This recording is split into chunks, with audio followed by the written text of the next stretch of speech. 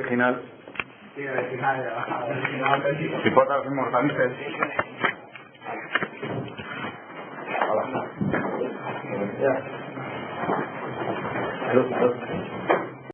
No cierra, hay que cepillarla. Hay que andar la pared.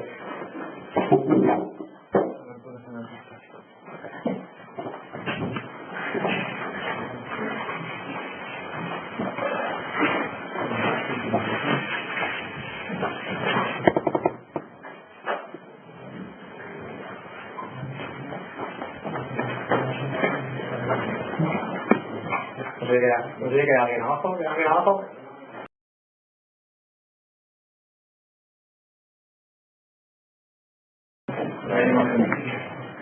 Es que lo que improviso es que no se me olvida.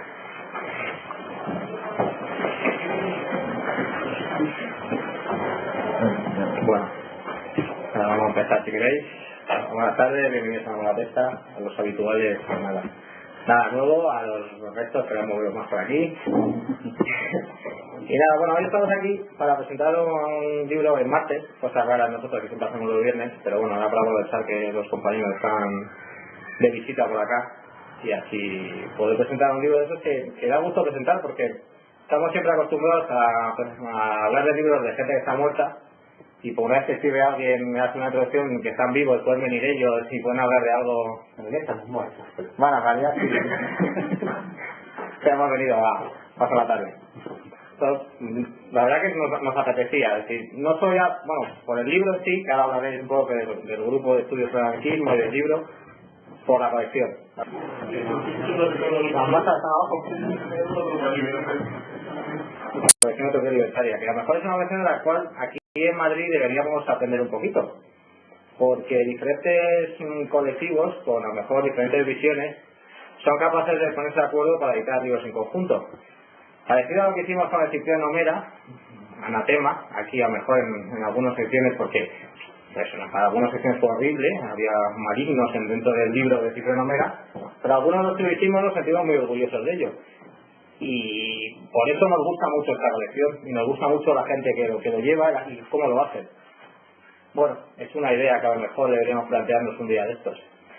Y ahora, que los compañeros un poquito hablen un poquito de quiénes son y de la idea del libro, cómo se está el libro. Bueno, gracias por estar aquí, gracias por darnos el espacio para presentar el libro. En realidad el libro está hecho en gran medida gracias al aporte económico de la Universidad de Buenos Aires, ¿no? Nosotros, Martín, yo y otros de los chicos, no todos, pero la mayoría, estamos insertos en la universidad desde el punto de vista institucional, no somos docentes, investigadores, y nos dedicamos a temas de teoría política. Hemos recibido un subsidio para hacer un trabajo sobre el pensamiento jurídico anarquista, que es algo, al parecer, que resultó mucho más sorprendente de lo que pensábamos en el mismo seno de la universidad, ¿no? Adquirió cierto, más allá del libro, el seminario cierto renombre, no por la calidad del seminario, sino por lo llamativo que podía ser un seminario sobre anarquismo en una facultad de Derecho, aparte. El trabajo, creo yo, que tiene, más allá del contenido, que lo valorarán ustedes, el mérito de ser consecuente en las formas con el contenido, que hemos trabajado al modo de un seminario propiamente libertario, en el sentido que ustedes van a ver que más bien es una especie de confederación de trabajos, ¿no? Teníamos una especie de líneas generales muy generales, ¿no? Así, a la manera de líneas directrices, y después cada uno trabajó los temas que les resultaban más simpáticos, más agradables. Las líneas directivas eran temas vinculados al derecho, ¿no? La visión anarquista respecto de la familia, de la propiedad privada, de la distinción público-privado, de las pensiones, los temas de derecho criminal y ese tipo de temas.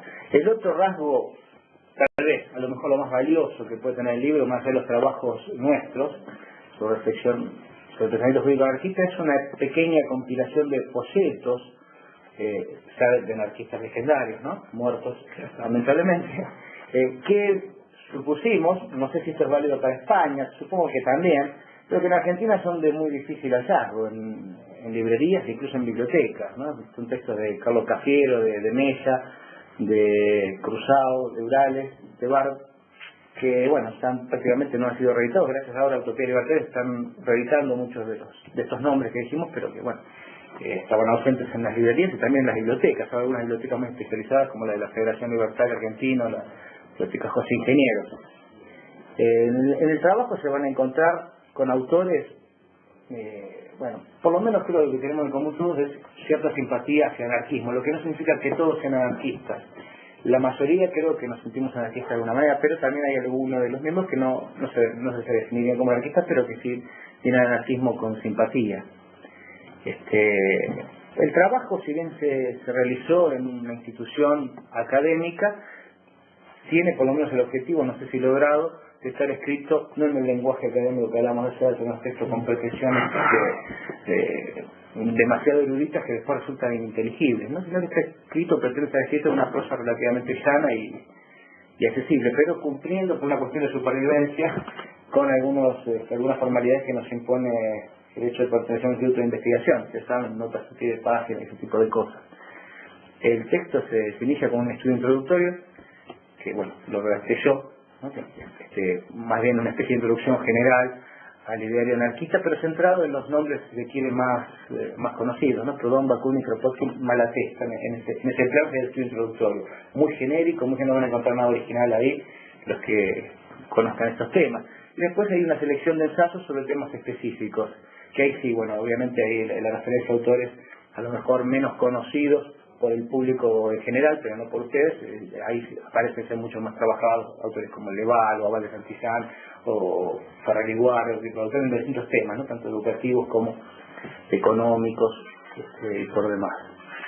Los textos, bueno, acá no está ausente, pero si me permiten, me gustaría nombrar a los otros coautores, ¿no? Bueno, yo soy Aníbal Dauria, y después, bueno, están Elina Ibarra, que han quedado en Buenos Aires, ¿no? Martín Aldao, que está acá a mi izquierda, Leticia Vita, María Emilia Barreiro, Juan Carlos Valerdi, Luciano Fornacero y Pablo Taboada, que me gustaría decir dos cosas sobre el texto de Pablo Taboada. Este es el menos jurídico de los textos. Los otros tocan temas, como les decía hace rato, leo los títulos rápidamente: anarquismo y derecho, una aproximación a Bakunin, el anarcocontractualismo, unicidad, pluralidad de intereses, el anarquismo ante la propiedad, trabajo, salario, amor, mujer, matrimonio, pensamiento anarquista, libertad de la mujer, derechos reproductivos en Emma Goldman.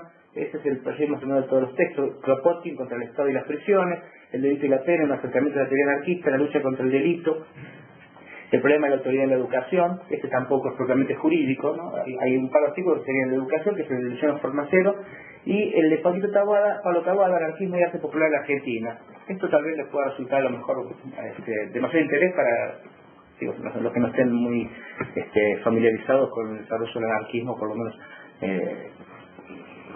de fines del siglo XIX hasta las primeras décadas del siglo XX en la Argentina, ¿no? Sobre todo es un estudio interesante de la penetración del anarquismo en la cultura popular, específicamente en el tango, ¿no?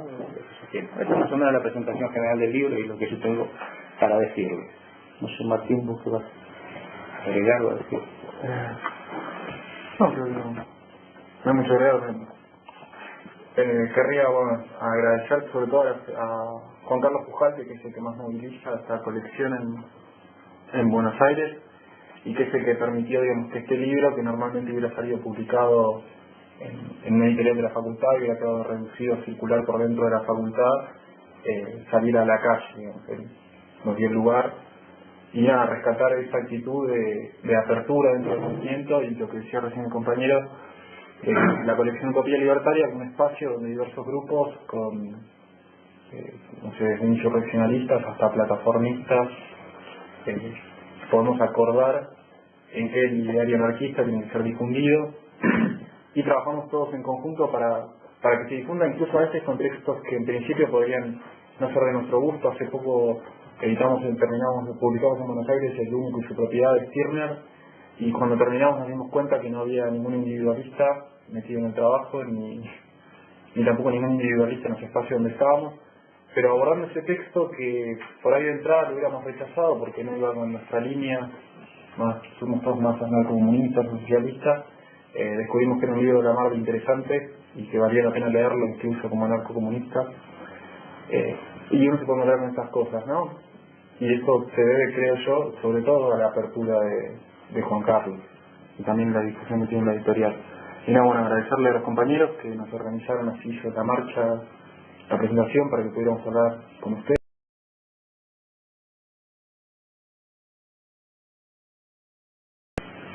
Y yo cuando me preguntara, ¿el grupo de estudios del anarquismo es un grupo especialmente universitario o es? Y ahora vienen las preguntas y las hay.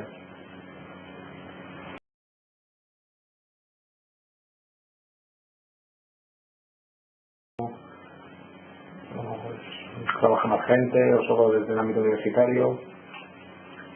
Es como híbrido, ¿no? Sí, es una cosa híbrida. En principio es predominantemente universitario y podríamos decir interdisciplinar, pues en realidad bueno, prevalecen los abogados, pero hay gente de otras carreras, de filosofía, de ciencias políticas. Y también eventualmente, en general, yo supongo que es el contexto académico en el que se mueve el grupo, que es un grupo básicamente de estudios, ¿no?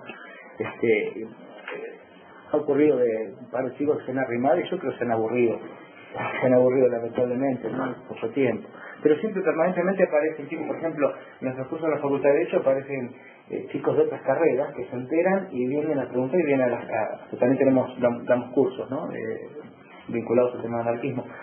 Es muy extraño en la Facultad de Derecho, no sé acá en España, pero allá es muy raro en una Facultad de Derecho dar cursos vinculados a las corrientes anarquistas. Y ocurre frecuentemente que vienen de otras carreras, que escuchan y vienen y se suman al seminario, que piden interiorizarse y suman. Y ahora con el tema del libro también han aparecido gente que ha conocido del grupo a partir de la publicación del libro, ¿no? Librerías. Pero no, en general duran poco, si vienen, ¿no? Bueno, vienen o miran hacia otros grupos. Venía Mariano, ¿te acuerdas? Sí. Lo bueno de la colección es que, o cuando uno encara un proyecto de este tipo, es que hay un millón de cosas para hacer y es fácil que uno encuentre una función, le gusta una función, puede realizar otra. Nos hacen falta muchas manos para llevar adelante un trabajo como este y bueno, a veces uno tiene que pasar horas sitiando y revisando y corrigiendo un texto y otro puede hacer un estudio introductorio y otro puede hacer la recopilación de datos.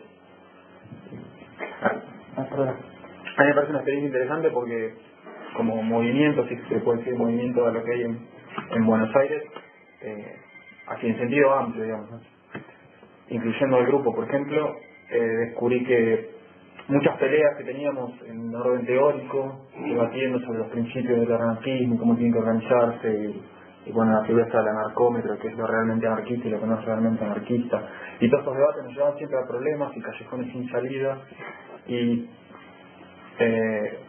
emprendimientos prácticos como puede ser sacar un determinado libro o abrir una escuela o mantener una biblioteca, digamos, o abrir una librería, como están haciendo acá los compañeros.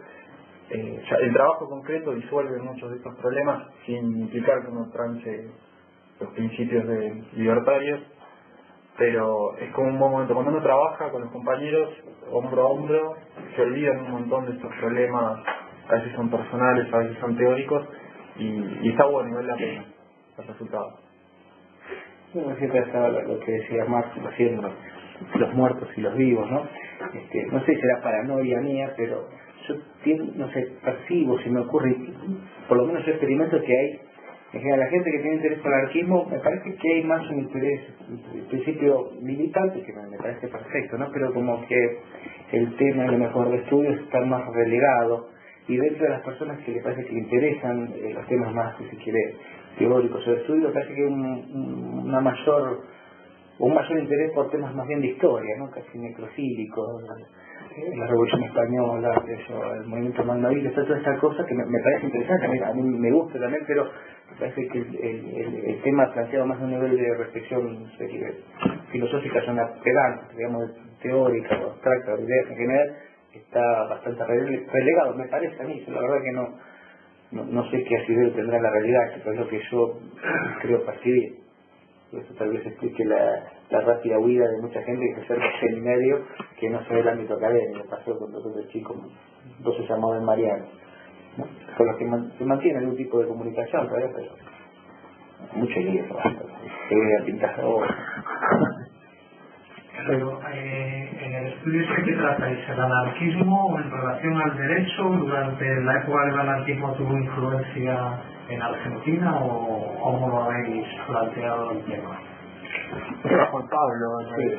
El que está enfocado, que tiene un enfoque así más histórico, delimitado en el tiempo, que viene en un periodo de 1890 a 1930, tal vez es el último, que habla de arte popular, de anarquismo de arte popular. En general los otros textos están planteados en un plano, obviamente hay referencias históricas, pero vinculadas al autor citado, pero en general se funda más bien en la producción teórica de Proudhon, Bakunin, Malatesta, Kropotkin, Leval, no tiene una pretensión descriptiva explicativa de un determinado momento histórico, sino que más bien hace un análisis de las posiciones teóricas del anarquismo frente a la propiedad, frente al matrimonio, las discusiones mismas dentro de distintas tendencias del anarquismo, pero está en un plano, llamaríamos, si no son nada tan pedante, filosófico, ¿no? ¿Cómo? Abstracto. Abstracto es una peor que filosófico, ¿no?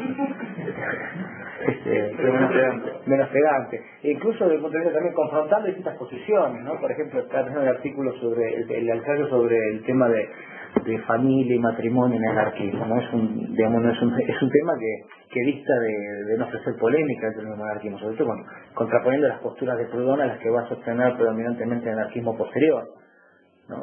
Proudhon tiene una concepción bastante conservadora en cuanto a la familia, ¿no? Lo que no es fácil tampoco de interpretar.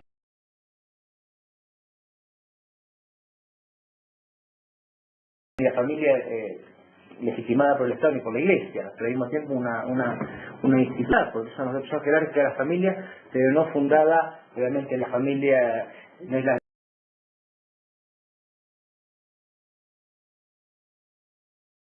matrimonial fuertemente enraizada en un compromiso moral y aparte con un autoritarismo machista bastante remarcado.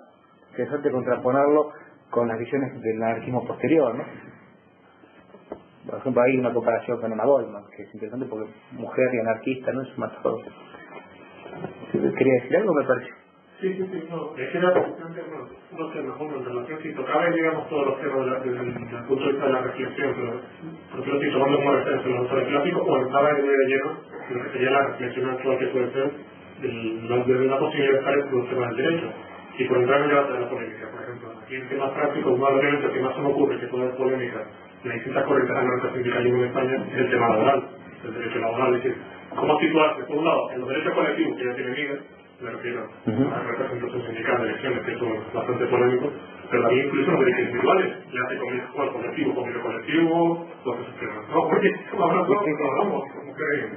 Es un tema porque digo, ya, me parece una reflexión muy interesante, sobre todo porque, siendo más polémico todavía, a veces hay bastante distancia entre la defensa ultranza del principio y la práctica de los defensores. Acá no va a encontrar propuestas operativas ni alternativas. ¿Cómo se hace, por ejemplo?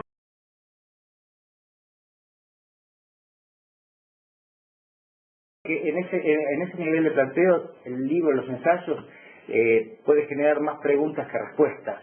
Porque en general, me parece el interés que puede tener, depende también, es muy... en un momento dado, desde una postura libertaria ante temas que son una medida de... En realidad yo creo que en ese nivel de planteo, el libro, los ensayos, puede generar más preguntas que respuestas. Porque en general, me parece el interés que puede tener, depende también, es muy justamente como es una especie de confederación de trabajos, es muy difícil encontrar también una constante en todos los trabajos, ¿no? En el enfoque, quiero decir. El problema laboral, para el caso concreto, está tratado ahí en los artículos de Leticia Vista, sobre todo a nivel, es el tema del salario nada más. Ahora, del salariado, la versión asalariada. Pero en general todos los trabajos, tanto los que hablan del problema criminal, de las prisiones, como las cuestiones laborales de la propiedad, podría vincularlo más al tema de derecho civil, privado, me parece que lo que buscan incentivar es un replanteo, no pretende dar soluciones, pero sí generar preguntas para no quedar anclados, precisamente por esta vocación que me parece a mí encontrar casi necrofílica, no solamente en gran parte de la región, sino en todos los grupos de la llamada izquierda, ¿no? Viviendo de los colores del pasado, la bandera roja, pero pensando siempre, y después la práctica, una actitud totalmente distinta. Me parece que puede invitar justamente a repensar muchas cuestiones respecto de, por ejemplo, no sé, en el caso argentino, el tema de juicio de las dictaduras, ¿no? El tema de las represiones. Me parece que es un problema que yo no lo resuelvo, pero es un problema de conciencia, de una óptica anarquista abolicionista. El tema es, ¿qué hacemos con el tipo de poder? Habitualmente, pienso yo, todas las posiciones abolicionistas anarquistas obviamente son muy consecuentes con el anarquismo, pero están pensadas en un contexto histórico donde el 100% de los presos, los criminales, eran de las clases bajas, marginales. El tema es, el tiempo de Kropotkin es difícil imaginar que un dictador iba a terminar preso, ¿no? Me parece que invita a reflexionar eso. ¿Qué postura podría tener un anarquista hoy frente al caso de los juicios de las juntas militares de la dictadura, de la última dictadura argentina? Respecto lo mismo sería respecto a este nuevo problema, como el caso de los derechos colectivos. Es notable que gran parte de los programas de los partidos políticos burgueses hoy en día tomen ideas que son de origen anarquista, como no sé, la participación, la autogestión empresarial o la defensa de la ecología. La Argentina se llama justicia social, supongo que está algo parecido. No, más bien me parece que no va a encontrar respuestas, sino más bien preguntas, ¿no? El libro tampoco es... Usted obviamente tiene un conocimiento de filosofía del derecho, de teoría jurídica, ¿no? Usted es abogado o algo así, supongo, ¿no? Militante informado. No, el libro tampoco es un libro de filosofía del derecho, esto es importante decirlo, ¿eh? Toca temas de relevancia jurídica, pero la intención es que sea un libro de teoría política. Si quiere filosofía política, suena pretencioso, voy a decir, pero es de teoría política, digamos. Entonces, obviamente la filosofía del derecho tiene muchas vinculaciones con la filosofía política y es más, hasta es incomprensible sin la filosofía política, pero no es lo que se entiende habitualmente en los ámbitos académicos, análisis lógico de normas. Esto es interesante, perdóname que hable de la respuesta, pero el tema de la filosofía del derecho, ya la palabra derecho es una palabra problemática, ¿no? Alguien nos decía, bueno, no sé, pero como anarquistas y hacen filosofía del derecho, teoría del Estado, la materia que damos nosotros es teoría del Estado. Y puede parecer en principio hasta contradictorio, ¿no? Pero acá hay un problema con las palabras. Derecho se refiere a un conjunto determinado de normas jurídicas respaldadas, ¿no?, la amenaza de la fuerza. Pero también se llama derecho a la disciplina que estudia esto. O sea, una postura negativa ante el derecho, entendido así como orden coactivo, ¿no? Lo mismo que ante el Estado también es una teoría del Estado. El anarquismo es una teoría del Estado, aunque sea una doctrina negatoria. El Estado no se salva del derecho, ¿no? Para creer eso que muchas veces aquí para hablar de teoría del Estado, ¿sí? Vos que sabes que es lo que doy en clase, ¿no? Con respecto al tema de derecho laboral, por realidad no sé si es mucho lo que podemos aportar. Ese tema en particular lo discutimos mucho ya con otros grupos. Yo estoy en un par de grupos militantes sindical, de activismo sindical, y bueno, ustedes acá tienen una estructura muy extraña, tienen la CNT, que es algo bastante enorme, tienen libertad sindical, y nosotros no tenemos eso. Entonces nuestra posición frente al, o sea, tenemos sindicato único, entonces en el derecho en general lo vemos, en realidad siempre estamos discutiendo el tema, yendo y volviendo. No, aquí no discutimos. Pero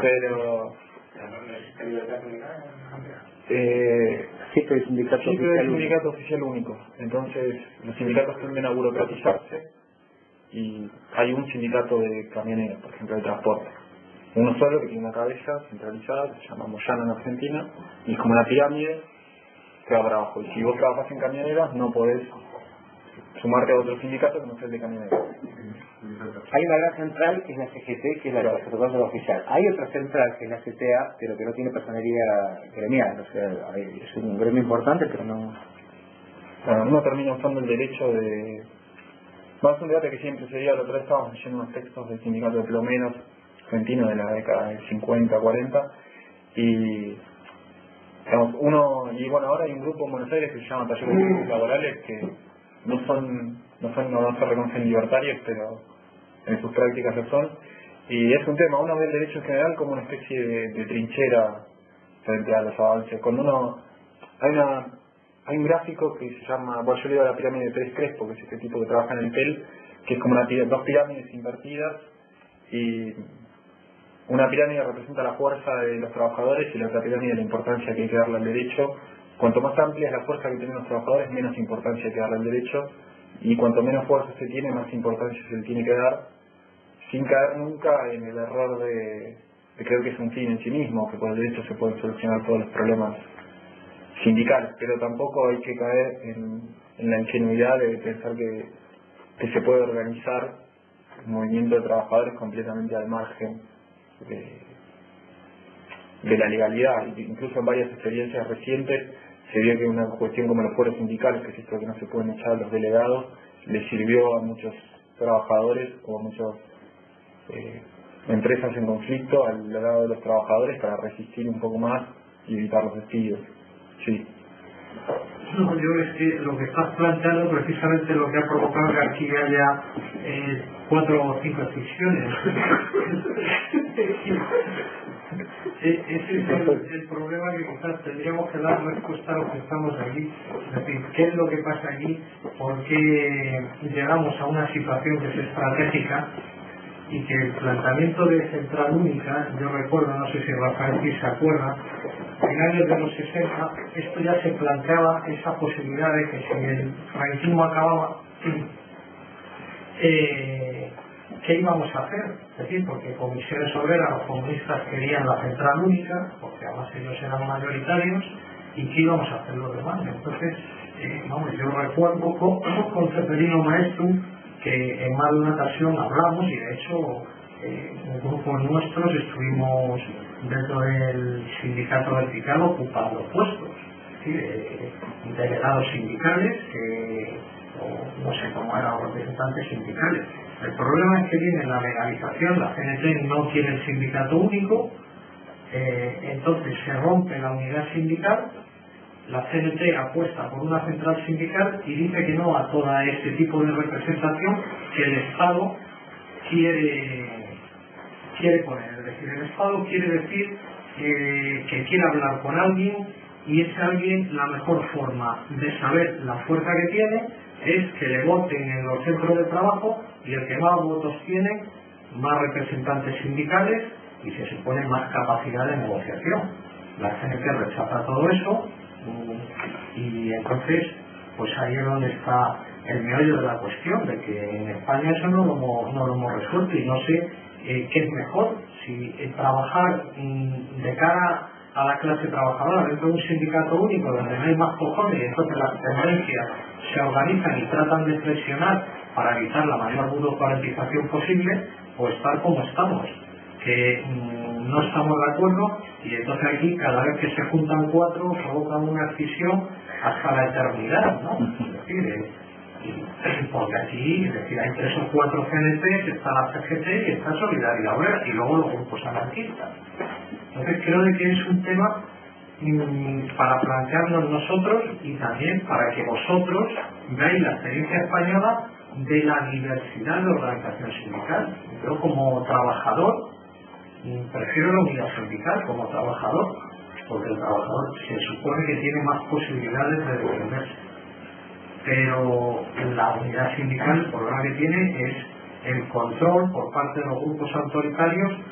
Se supone que es más fácil, pero es que los demás no hemos resuelto nada, porque nos estamos comportando, no sabemos darle salida a eso, nos comportamos como organizaciones todos puristas, unos defienden esto, no está de acuerdo conmigo, fuera, el otro, así sucesivamente, y estamos en una situación que el anarquismo actual no sabemos darle una salida. Y entonces yo creo que es una pregunta que hacéis o planteáis un problema de ida y vuelta, de cara a los que estamos aquí y de cara a vosotros allí, ¿qué futuro os planteáis? Sí. En ese sentido es complicado. Yo creo que allá estamos muy en pañales con el tema de la organización sindical. La verdad que somos 10 personas en nuestro grupo. Hay obviamente otro grupo que tiene ideas bastante parecidas, pero como vienen de otra organización anarquista, otro grupo anarquista, están en otro espacio. Pero creo que una posible solución a ese problema, una forma de ver cómo resolver este problema, es el tema de la difusión de los ideales anarquistas. En ese sentido, creo que lo que hacen, por ejemplo, acá los compañeros es como importante. Creo que es central, si uno va a organizarse, que haya una comunicación fluida entre un delegado de comisión interna, por ejemplo, como se llama en Buenos Aires, y sus compañeros de trabajo. ¿no? Con lo que se supone que tiene que representar. En ese sentido no es posible hablar de una organización medianamente grande si no hay en lo que se llama la base, digamos, en cada grupo de trabajadores, en cada oficina, en cada taller, una conciencia de dónde se quiere ir. O sea, en la medida que, a ver cómo se una palabra que no sea anacrónica, en la medida que los trabajadores no tomen conciencia de lo que quieren hacer y no tomen la decisión de querer avanzar en algún sentido, no importa cuánto esfuerzo, cuánta organización, cuánto esqueleto le podemos poner encima los militantes organizados, eso no va a ir para ningún lado. O sea, va a venir en una decisión de 15 millones de tendencias anarquistas, sindicalistas, o bien va a devenir en una estructura jerarquizada, burocrática, que va a terminar aplastando lo poco que pueda florecer del movimiento. En el sentido, en Argentina nos proponemos quizá como una tarea de muchos años la difusión del ideal, y, bueno, qué opina la gente, o si la gente se suma o no se quiere sumar, porque no tiene instancia, eso, ¿no? Como anarquistas en nuestro límite, ¿no? No podemos darle el cerebro a la gente.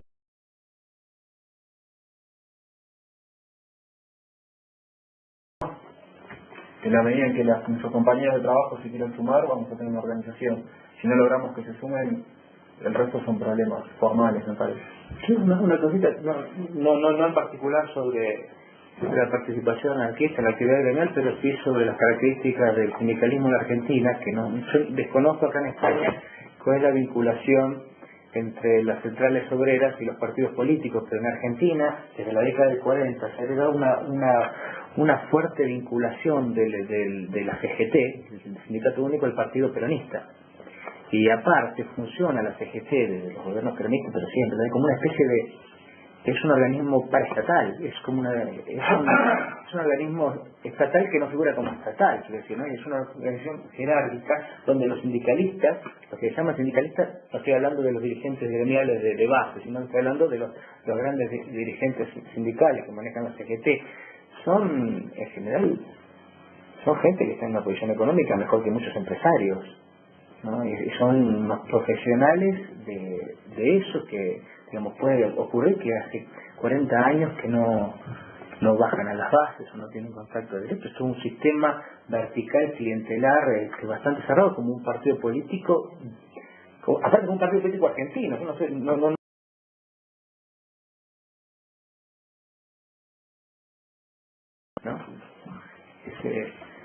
Es un gran problema la tradición sindical argentina, por lo menos desde el 40 en adelante.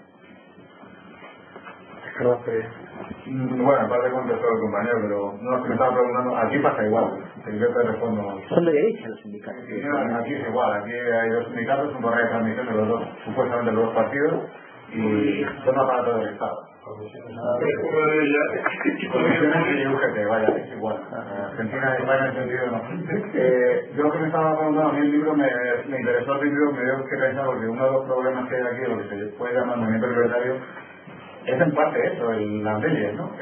Son cuestiones, aparte de que tienen muchos años, hay mucho bastante protagonismo y tal, pero son tecnicismos, o sea, elecciones sindicales sí, elecciones sindicales no, participación de abogados sí o no, reivindicar cosas, patrimonios o no, en fin, para luego, hay como un abismo, ¿no? Luego la calle, los grupos anarquistas y tal, todo eso ya es como reformista.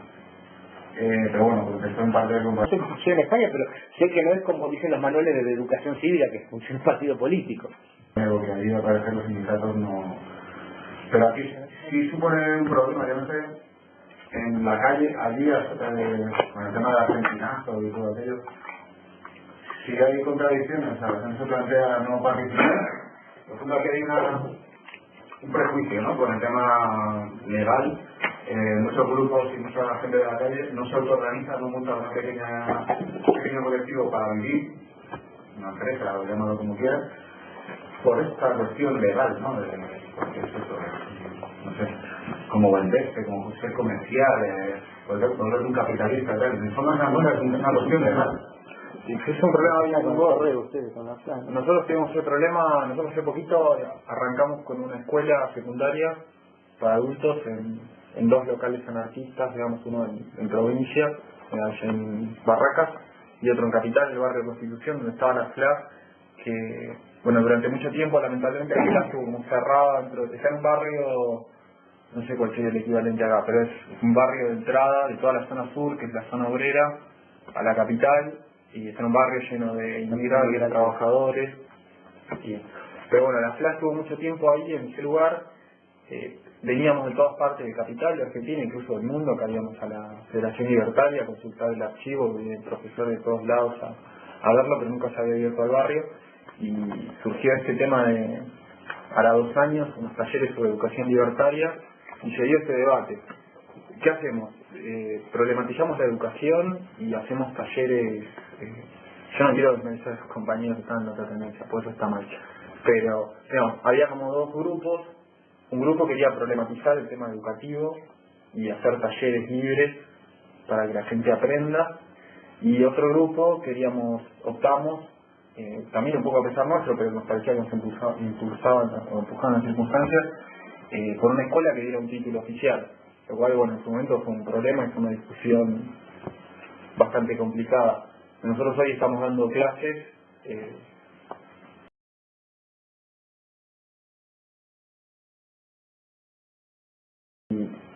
al final, cuando tomamos la decisión, que en principio si uno se atiene a los principios puros del anarquismo puede parecer la peor, nos pareció que si hacíamos talleres locos no iba a venir nadie del barrio a aprender nada. La gente que realmente lo necesitaba un título secundario, un título expedido por el Estado.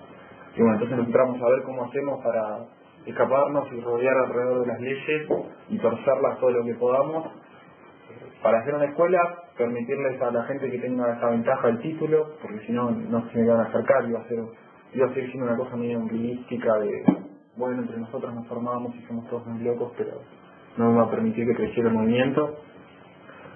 Pero bueno, como les decía antes, trabajo concreto, la escuela al final se abrió, estamos todavía con los trámites estos del título, y en la práctica no es tan terrible. El tema hay que saber llevarlo y tiene que ser un grupo que esté todo el tiempo problematizándose ese tema, pero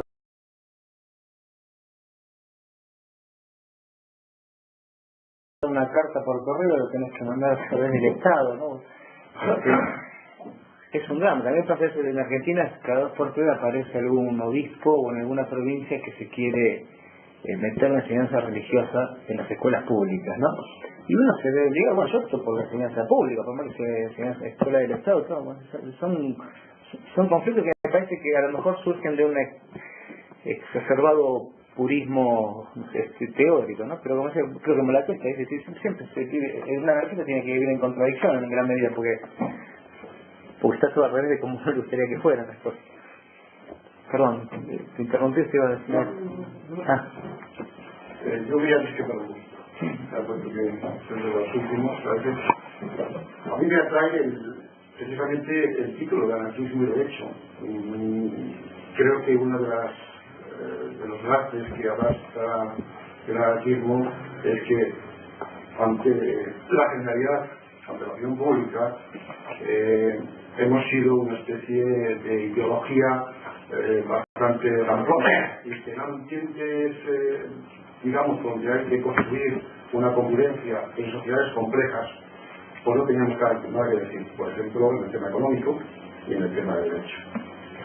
En ese sentido, yo discrepo en el aspecto en que planteáis el tema, porque más que anarquismo y derecho, yo veo una ideología, es decir, yo sé la ideología anarquista ante conceptos como familia, derechos, es decir, una crítica al derecho positivo, en cierta medida.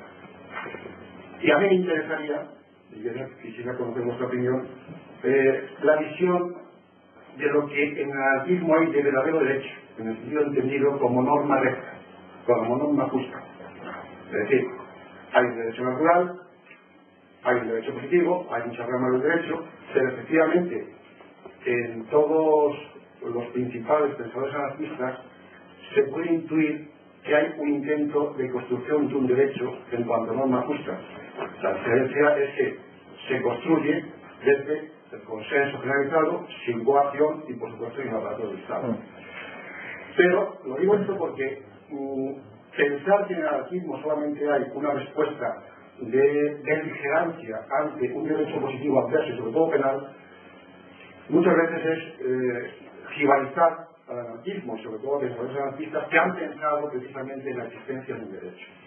Es decir, si nosotros vemos, y por supuesto contextualizando en su tiempo, porque claro, yo creo que no se puede comparar ante un mismo hecho, Frugo, 1868, con Emma Goldman, que la sociedad, sobre todo el tema de la mujer, ha cambiado de una forma enorme, prácticamente está a punto de tener sufragio. Pero había feministas en tiempo de Frugo, no se pelea con mujeres. Pero creo que esa comparación de alguna forma establece una colisión de dos mundos, y creo que la lectura del pensamiento de cada autor en su tiempo es importante.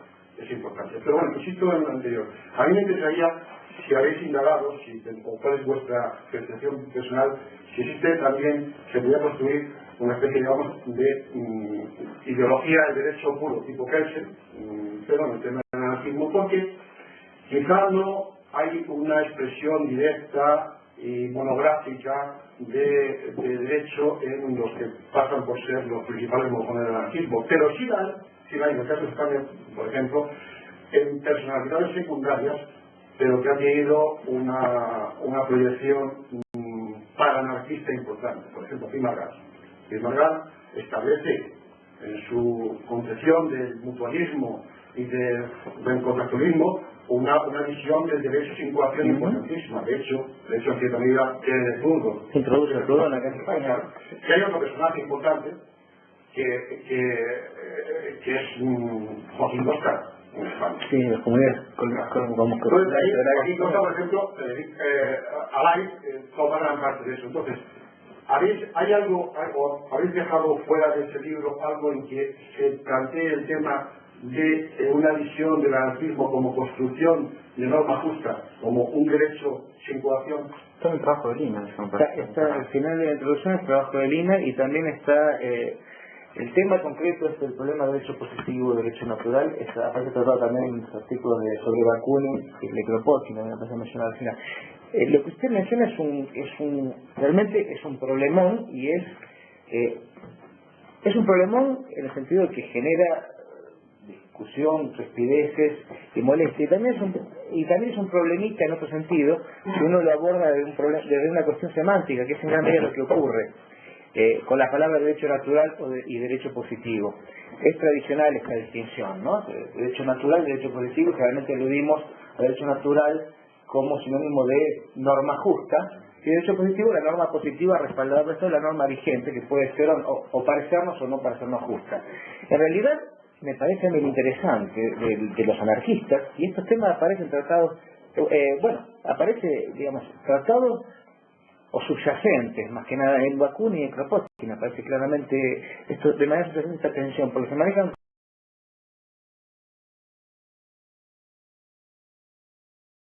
Kelsen en la teoría del derecho, es demostrar el carácter ideológico de lo que se llama derecho natural, ¿no? Esa es una cuestión terminológica, que es igual, lo que la concepción de la justicia que cada uno tiene es subjetiva. Ahora, los teóricos del derecho natural en general son platónicos, son determinadas categorías que eran habituales precisamente en su tiempo. El aporte importante que hace la idea de derecho natural es una especie de derecho del derecho, es una metafísica jurídica, cree que hay normas fijas eternas y que el derecho positivo es un desdoblamiento del mundo, como implica todo idealismo metafísico. Y se supone, todos los defensores del derecho natural hoy en día son todos, en general, cuando no tomistas, son conservadores. El derecho natural puede cumplir una función, el derecho natural de cuño racionalista en el siglo XVIII pudo haber tenido una función revolucionaria, y de hecho la tuvo. Pero en realidad, al postular un conjunto de valores fijos y normas fijas que el derecho positivo debe copiar, es una especie de platonismo. Bakunin, por ejemplo, Bakunin, que justamente es crítico acérrimo a toda visión metafísica idealista, no puede ser nunca un naturalista. Obviamente, como anarquista tampoco puede ser un jus positivista. La palabra y un naturalismo en el ámbito jurídico se define así como una especie de normas, valores fijos, una especie de supramundo. Ni Bakunin ni Kropotkin ni un anarquista materialista podría hacerlo. E incluso Proudhon, con esa dialéctica extraña que tiene, tampoco lo es, porque en Proudhon hay una especie de valores inmanentes en la misma lógica del océano, un mundo ideal al que hay que apuntar o copiar, ¿no? Esas categorías, lo interesante me parece de esta dicotomía que es habitual en el mundo del derecho, es que no sirven para definir una postura anarquista frente al derecho. Obviamente, en el anarquismo hay una idea de la justicia, pero no es una idea mistificante de la justicia, sino que es una idea de justicia que pasa a partir de la igualdad y de contratos libres formados por personas libres, pero no se fundamenta en una especie de norma eterna ahistórica, ¿no? Como pretenden los teóricos del derecho natural. Eso se tratado sobre todo en el artículo de Lina Ibarra, habla del anarcocontractualismo, y se produce una inversión, porque toda la metafísica del Estado y del derecho vigente, ¿qué nos postula? Nos postula un contrato hipotético que nunca existió, nuevamente la metafísica, el verso, digamos en Argentina, la vacuidad, el discurso inventa que hubo un contrato, hagamos como que hay un contrato.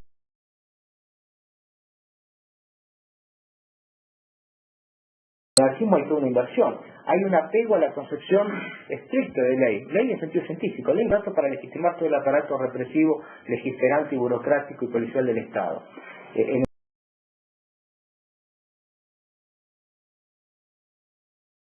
La regularidad inmanente de las cosas, no la voluntad de un soberano. Y hay una toma en serio de la idea de contrato. Hagamos real este mundo de contrato, no el contrato metafísico que origina esto, sino que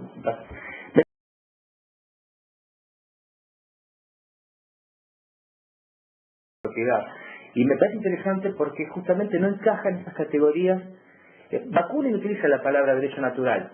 Bakunin habla de derecho natural y derecho jurídico. Derecho jurídico obviamente se refiere al derecho positivo, pero el derecho natural de Bakunin, la palabra que es derecho natural, se refiere a esta idea de justicia inmanente y terrena. No está pensando un postulado idealista como los que se llaman naturalistas en el ámbito jurídico. Y cuando Kropotkin habla de justicia, de ley natural, también está pensando en una especie de aprendizaje a través